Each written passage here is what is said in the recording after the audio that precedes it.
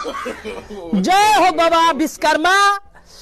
तेल कम पीहो, एवरेज ज्यादा दिहो, मोबिल कम खोइहो, माइलिंग ज्यादा दिहो, दूसरा के गाड़ी के ठोक दिहो लेकिन अपने ना ठोकइहो, दूसरा के गाड़ी को हड्डी पड्डी सब तोड़ दियो लेकिन अपने ना टूटियो।